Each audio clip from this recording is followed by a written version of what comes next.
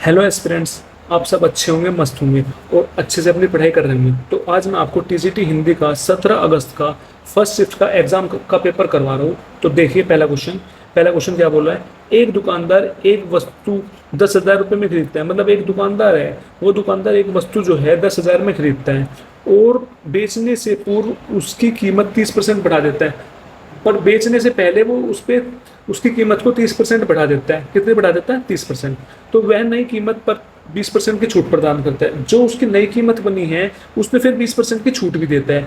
तो उसकी लाभ या हानि प्रतिशत बतानी है। तो हमें क्या बतानी है? लाभ या हानि प्रतिशत। देख क्वेश्चन को दोबारा समझो। क्या बोल रहा है कि एक दुकानदार है, कोई वस्तु है, वो 10,000 में खरीदता है, फिर बेचने से पहले वो उस पर 30% बढ़ा देता है। तो फिर जो नई कीमत बनी थी 30% बढ़ा के, उस पर फिर 20% की छूट देता है।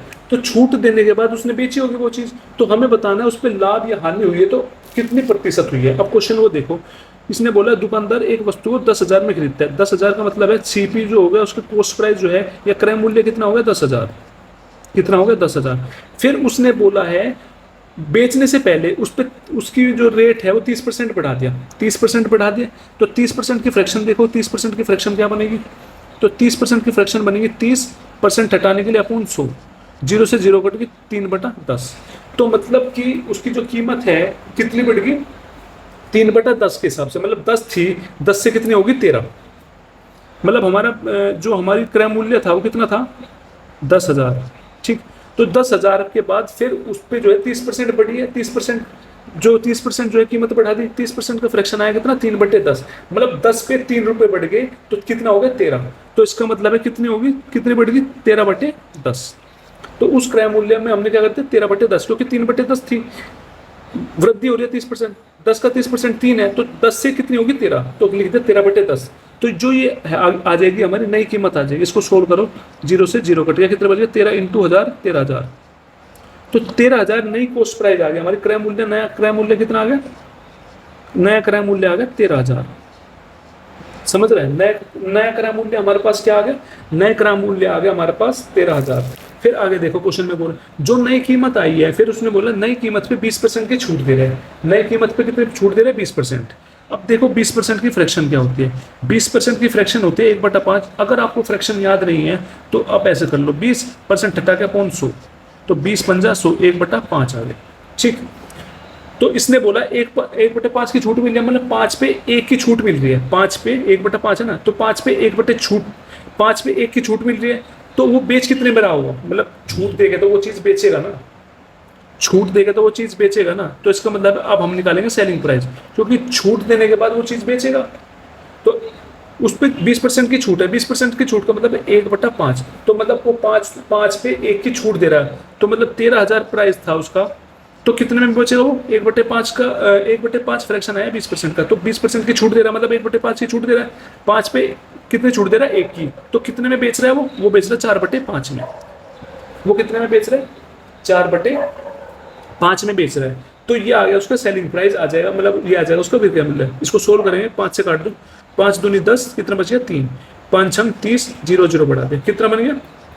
2600 इंटू 4।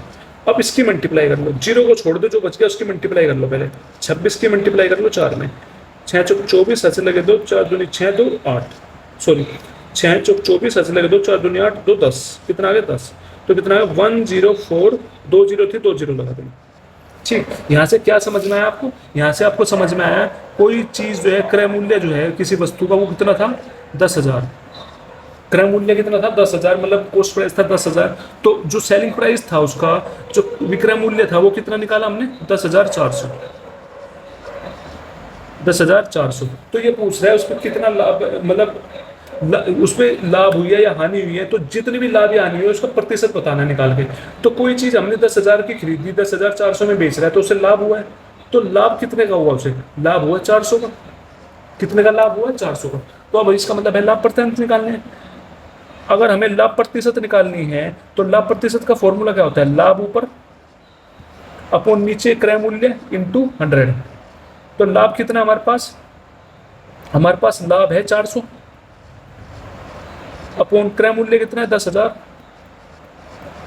इंटू 100। तो 2 जीरो गई, 2 जीरो गई, कितना बन गया 4%। तो हमें कितने का लाभ हुआ है, हमें कितने का लाभ हुआ है, 4% का लाभ हुआ है। तो option third is correct answer. ठीक है, सेकंड क्वेश्चन देखो, सेकंड क्वेश्चन क्या बोल रहा है, वस्तु x और y के क्रय मूल्य का अनुपात 2:3 है। मतलब जो वस्तु दे रखी है हमें x और y, तो उनका जो क्रय मूल्य का अनुपात है वो दे रखा है 2:3। फिर कह रहा है एक व्यक्ति वस्तु x को बेचकर 16% का लाभ अर्जित करता है। मतलब कोई एक व्यक्ति है, वस्तु x को बेचने पर उसे कितने का लाभ होता है, 16% का, और वस्तु y को बेचकर उसे कितने का लाभ होता है, 19% की हानि होती है। अगर वो वस्तु y को बेचता है उस पर उसे 19% की हानि होती है। तो हमें बताना है संपूर्ण लेन देन में उसका लाभ या हानि प्रतिशत कितना है। तो संपूर्ण लेन देन जो हुआ है उस पर उसे हानि या प्रतिशत जो हुई है, उसको हानि, लाभ या हानि हुआ है तो उसका प्रतिशत बताना है। मतलब क्वेश्चन में क्या बोल रहा है कि दो वस्तु है हमारे पास x और y, जिसका क्रय मूल्य का अनुपात दे रखा है 2:3। तो वो जो वस्तु x थी उसको बेचा तो उसे 16% का लाभ हुआ, वस्तु y है उसको बेचने पर उसे 19% की हानि हो रही है। तो जो संपूर्ण लेन देन हुआ है हमें उसमें बताना है उसे जो लाभ हुई है या हानि हुआ है तो कितना प्रतिशत हुआ है। अब देखो क्या बोल रहा है क्वेश्चन में, वस्तु x और y है उसका क्रय मूल्य का अनुपात रखा है 2:3।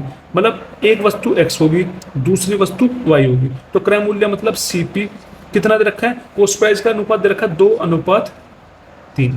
ठीक, मतलब x वस्तु जो है उसका क्रय मूल्य 2 है, y वस्तु का क्रय मूल्य 3 है। फिर उसने बोला है जो वस्तु x है उसको बेचकर 16% का लाभ होता है। कितने का लाभ होता है, 16%।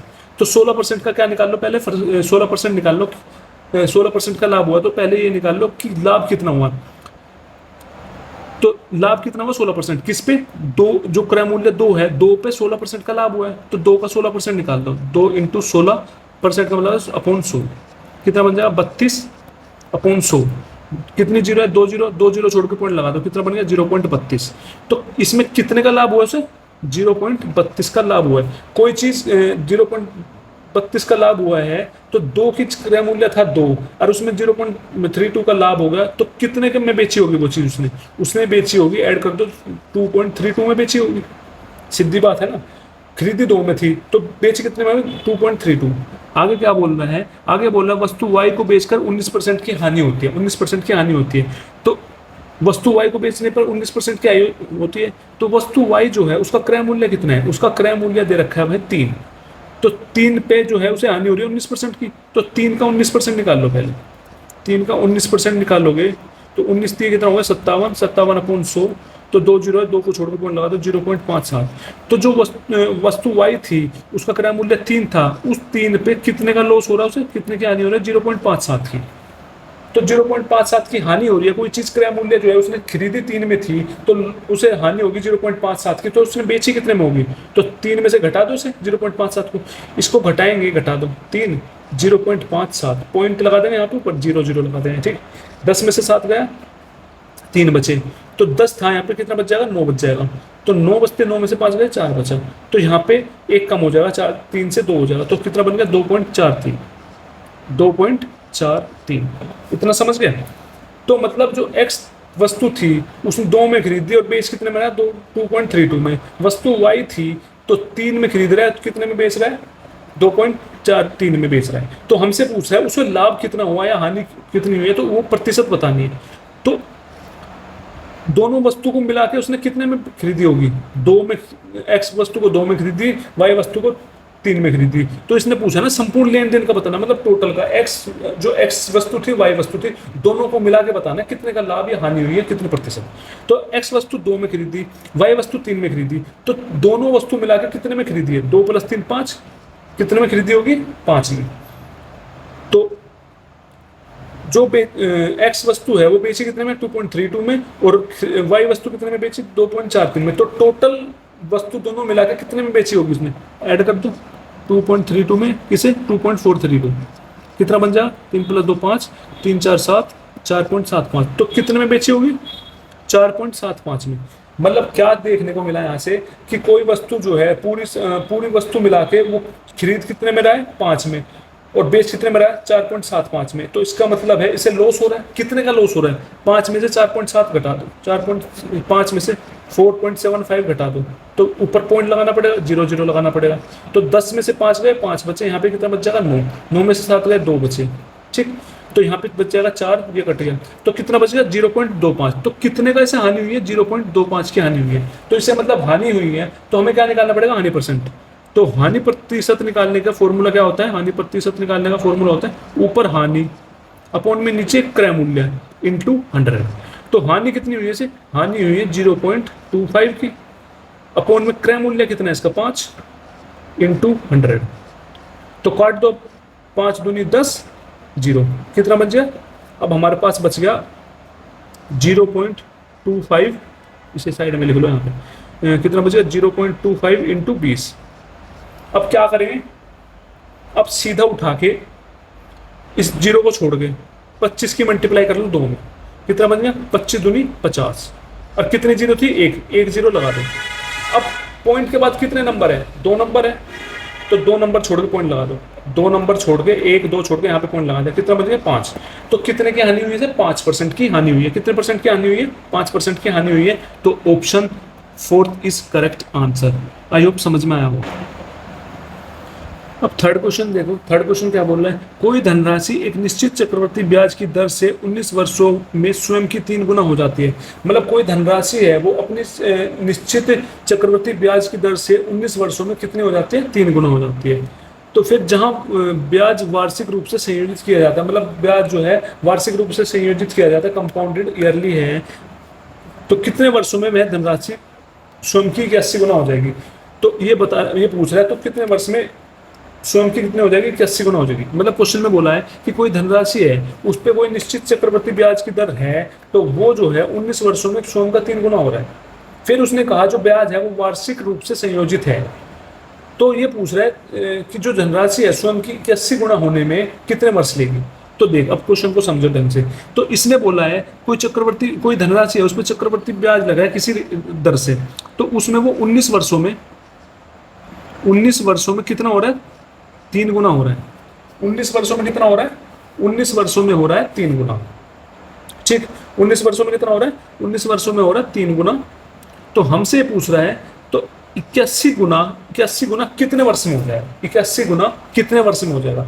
अब ये देखो, जब इस टाइप का क्वेश्चन आए कि पहले में दे रखा है इतने, जैसे 19 वर्ष में 3 गुना है, तो हमसे पूछ रहे 81 गुना कितना है। तो ये देख लो, ये 3 जो है इसका कितनी गुना बन रहा है, मतलब ये देख लो कितनी पावर लग रही है उसमें कितनी पावर लग रही है। तो 3 में कितनी पावर लगेगी 81 बनाने के लिए, मतलब 3 इंटू 3 इंटू 3 इंटू 3, मतलब 3 3 9 9 3 27 27 3 81, मतलब 3 की पावर 4। तो 3 की पावर 4 करेंगे तो जब जाके 81 बनेगा ये। तो कितनी पावर बनी, 4। कितनी पावर बनी, 4। तो इस 4 की सीधा इस 19 में मल्टीप्लाई कर दो, इस 4 की सीधा क्या कर दो, इसमें मल्टीप्लाई कर दो, तो वो कितना बन जाएगा, 19 इंटू 4 बन जाएगा 76। तो 76 वर्षों के अंदर वो कितना गुना हो जाएगा, 81 गुना हो जाएगा। क्योंकि गुना कह रहा है ना, तो गुना में हम पावर देखते हैं। जब भी पूछ रहा है क्वेश्चन में कि कितने गुना हो रहा है, तो उसमें हम पावर देखते हैं। तो 3 की इस वाले की कितनी पावर बन रही है, 4 पावर बन रही है 81 पे। तो 4 जो पावर बन रही है उसमें 4 मल्टीप्लाई कर दो, कितना बन गया 76 वर्ष। तो ऑप्शन 1 इज करेक्ट आंसर, ठीक है। अब फोर्थ क्वेश्चन देखो, फोर्थ क्वेश्चन क्या बोल रहा है। फोर्थ क्वेश्चन हमको बोल रहा है कि 6405 को ए बी सी और डी के बीच इस तरह बांटा गया है, मतलब 6405 रुपये है, उसको इन्होंने ए बी सी डी में इस तरह से बांटा है कि ए और बी और सी और डी के हिस्से क्रम से 2:3, 4:5 और 6:7 है। मतलब ए बी का अनुपात कितना है, 2:3, बी सी का अनुपात है 4:5 और सी का अनुपात सी डी का अनुपात है 6:7। तो हमें क्या बताना है, हमें ए का हिस्सा बताना है। तो ए का हिस्सा क्या होगा, तो क्वेश्चन में क्या बोल रहा है कि 6405 को 5 रुपये को इन्होंने ए बी सी डी में ऐसे बांटा है कि जो उनका अनुपात है, ए बी का अनुपात दे रखा है 2:3, बी सी का अनुपात दे रखा है 4:5 और सी डी का अनुपात दे रखा है 6:7। अब देखो हमने लिख दिया एक साइड में ए बी सी और डी, ठीक। तो फिर इसने कहा अनुपात ए बी का अनुपात कितना दे रखा है, 2:3। फिर इसने बोला बी सी का अनुपात क्या दे रखा है, 4:5, ठीक। फिर इसने बोला है सी डी का कितना दे रखा है, 6:7। कितना दे रखा है, 6:7। अब क्या करेंगे, अब इसको सोल्व करने पहले ये निकालेंगे तो ए बी सी डी का अनुपात कितना बन गया। अब 3 है, ऊपर खाली जगह बच गई है, इसमें जो यहाँ पे लिखा होता है बिल्कुल ऐसे एज इट इज इधर भी सारे में लिख दो। यहाँ पे 3 लिख दो, यहाँ पे भी 3 लिख दो, ठीक। जो यहाँ पे होता है एज इट इज इसको उधर उतार देते हैं, यहाँ पे 4 लिख दो। जैसे ये यहाँ पे 5 है तो इसके इधर 5 आ जाएगा। ठीक। तो जैसे ये 6 है इसके इधर सारे में 6 आ जाएगा। ठीक। तो अब इसका अनुपात देख लो, गुणा कर दो इनकी, 2 चौक 8, 8 गुणा 6 48, कितना बन गया 48। तो 3 गुणा 4 12, 12 छिक 72, 72 बन गया। तो 5 तिये 15, 15 छिक 90, 90 बन गया। 5 तिये 15, 15 सत्ते 105। ठीक। तो अब क्या करेंगे, इसका रेशियो कटता हो काट दो। अब ये कट जाएगा 3 से, 3 एकम 3, 1 बच गया 18, 3 छंग 18। ठीक है, इसको 3 से काट दो, 3 दूनी 6, 1 बचा 3 चौक 12। ठीक है, ये कट जाएगा 30 पे। अब 3 तिया 9, 1 बचा 3 पंजे 15, तो ये कट गया। ये रेशियो बन गया 16 रेशियो 24 रेशियो 30 रेशियो 5। तो फिर इसने कहा है टोटल रुपए इस पे कितने हैं, 6405। इन 6405 को उसने किस में बांटा, ए बी सी डी में। तो ए बी सी डी का जो अनुपात, जो ए बी सी डी का जो हमने निकाला है, कितने रुपए ए बी सी डी के पास, ए के पास 16, बी के पास 24, सी के पास 30, 35, कितने हो गए सबको जोड़ दो।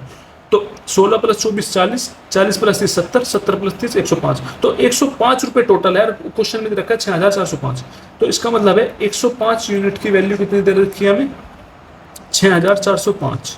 तो यहाँ से एक यूनिट की वैल्यू कितनी आ जाएगी, 6405 अपॉन 105, काट दो 5 से, 5 एकम 5, 1 बच गया 5 दूनी 10, 40 मतलब 5 अट्ठे 40 और 5 एकम 5। ठीक। तो ये कर जाएगा 5 दूनी 10 और 5 एकम 5।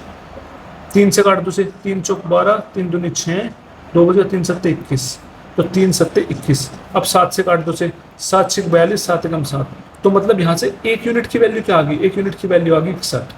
तो हमसे पूछा क्वेश्चन में क्या है, हमसे क्वेश्चन में पूछा है ए का हिस्सा बताना है। तो ए का कितना हिस्सा है, तो ए का हिस्सा कितना है, ए का हिस्सा निकाला था हमने 16, तो हमें 16 यूनिट की वैल्यू बतानी है। तो 16 यूनिट की वैल्यू कितनी हो जाएगी, 61 इंटू 16। अब देख लो 6 की मल्टीप्लाई लास्ट वाले में, 6 कम 6, ऑप्शन में 6 देख लो कौन से में, ऑप्शन 6 सारे में। तो ये तो बहुत तेज निकला एग्जामिनर, सब में 6 देंगे, हमें सोल्व भी करवाएगा ये पूरा। चलो सोल्व करते हैं। 61 की मल्टीप्लाई करते थे 16 में, 6 कम 6, 6 छंग 36। ठीक। इसके बाद इंटू 1 और 6 कितना बन जाएगा, 6 7 6 3 9, 976। तो 976 कौन से में, 976 हो गया हमारा option second is correct answer. Okay, समझ आया हुआ ये क्वेश्चन अच्छे से। ठीक है।